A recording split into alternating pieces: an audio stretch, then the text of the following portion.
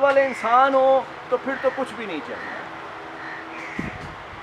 لیکن اگر سسرال والے انسان نہ ہوں تو پھر بیٹی کو جہیز میں آپ یہ سب کچھ دے دیں اور وہ 50,000 روپے مہینہ کما کے لانا شروع کر دے تو پھر دیکھیں آپ کی بیٹی کتنی پاورفل ہوتی ہے. لیکن ساتھ ساتھ میری بیٹی کی جب شادی ہوئی تو میں نے اس کو جو لیسن دیا وہ یہ تھا کہ تم جس گھر میں جا رہی ہو تم سب سے چھوٹی بہو ہو، تم سے پہلے 3 بڑی بہویں ہیں. میں نے تمہاری ساس کو اپنی بہوؤں کے کپڑے استری کرتے ہوئے دیکھا ہے. مجھے اگر کسی دن نظر آیا کہ تمہاری ساس تمہارے کپڑے استری کر رہی ہے تو مجھے بڑی شرمندگی ہے. میں یہ دیکھنا چاہتا ہوں کہ اگر کوئی استری کر رہا ہے کسی اور کے کپڑے تو تم اپنی ساس کے کپڑے استری کر رہی ہو، تمہاری ساس تمہارے کپڑے استری نہیں کر رہی. لیکن میری بیٹی کی جب شادی ہوئی تو وہ BS مائکرو بایولوجی میں کر کے امریکہ میں پیدا ہوئی تھی، واپس چلی گئی. بہترین امریکہ کی کمپنیز میں جاب کر چکی ہوئی تھی، بے تحاشا پیسے کما رہی تھی. وہ لڑکا ہم نے ایک اس کو بتایا کہ یہ لڑکا ہے، آر یو انٹرسٹڈ؟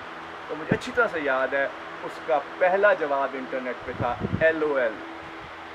LOL کا مطلب سمجھتے ہیں آپ؟ Laugh out loud. بہرحال میں نے کہا اچھا بیٹی، میں نے کہا then you find your own soulmate. میں نے کہا have you found your soulmate? How do I found my soulmate, Dad? تو میں نے کہا he's a boy I know. پھر آہستہ آہستہ ان کے ملاقاتیں ہوئیں. دونوں وہ ایک سنگاپور میں پڑھ رہا تھا، ایک امریکہ میں پڑھ رہی تھی. وہ تو تھا ہی نہیں کہ پردہ کر کے بیٹھنا ہے. یہ ہمارا گھر تھا، مجھے اس گھروں کی مجھے ہر قسم کے گھر کی عزت ہے سوائے اس کے کہ جن کو بہوؤں کی عزت نہ ہو. اس گھر کی مجھے کوئی عزت نہیں ہے. پھر وہ شادی ہو گئی دونوں کی تو اب وہ دونوں جو ہیں وہ بڑے پیار سے بہت خوشی رہتے. لیکن میں سنا یہ رہا تھا کہ اتنی پڑھی لکھی بیٹی کو بھی میں نے یہ کہا تھا کہ خبردار میں دیکھوں کہ تمہاری ساس تمہارے کپڑے استری کر رہی ہے، خبردار میں دیکھوں کہ گھر کی جو ہیلپر ہے وہ تمہارے کمرے میں آ کے بٹن کھا رہی ہے. تمہارے کمرے کے برتن تمہارے کمرے میں نہیں ہونے چاہیے، سنک میں خود پہنچنا چاہیے. یہ بہو کا فرض ہے. لیکن میں اپنی بیٹیوں اور بہوؤں کو بہت پاورفل دیکھنا ہوں. لیکن عزت ہاتھ سے نہیں چھو. مجھے عرفان کہہ رہے تھے کہ ہمارے معاشرے کی کیا اسٹرینتھ ہے. ابھی بھی فیملی سینٹرڈ فوکس ہمارے معاشرے کی اسٹرینتھ. ہم سب اکٹھے ہو جاتے ہیں جب ہمارے خاندان میں. اینی وے تو اس کے بعد اچھا مجھے بتا دینا when time is up، کیونکہ میں تو وہ میں کلاس میں جب پوچھوں نا تو کوئی جرت والا بچہ کہتا ہے سر ٹائم منٹس اگو. میں کہ یار پہلے دسنا چاہیے. میں بھی چپ کر جاتا ہوں. 1:30 بجے we will fly off to 12:50. All right. So just a few more things.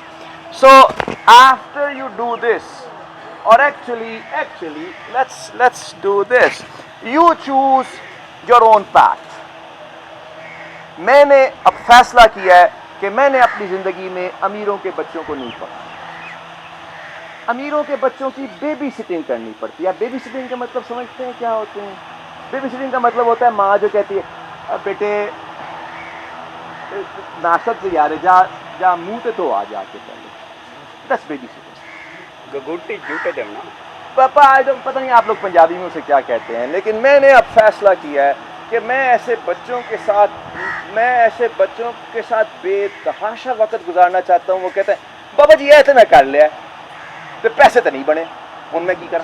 Spoon feeding سے اوائڈ کرنا. یار اسپون فیڈنگ کے علاوہ ایک مسئلہ ہے، ٹائم پہ کلاس میں نہیں ہونا. بہترین محنت کر کے ہوم ورک دیا ہے جس کا تعلق گوگل کی ایک بہت امپورٹنٹ پرابلم سے ہے. گوگل اس طرح شروع ہوا تھا، انٹرنیٹ تو نقل کر کے جواب جمع کرا دے تو یار پھر خوش رہے. مینو ایویں سیاپا پایا، مینو نہیں تنخواہ چاہیے. میرے بچے بڑے ہو کے چلے گئے نے اپنے اپنے گھراں نوں، مینوں دال روٹی کدھروں نہ کدھروں مل جاندی ہے، بیوی دا موڈ اچھا ہوئے تو کدھر بہتر چیزیں مل جاندی ہے دال روٹی تو any way so why did I say all that? In parallel you can start Harvard,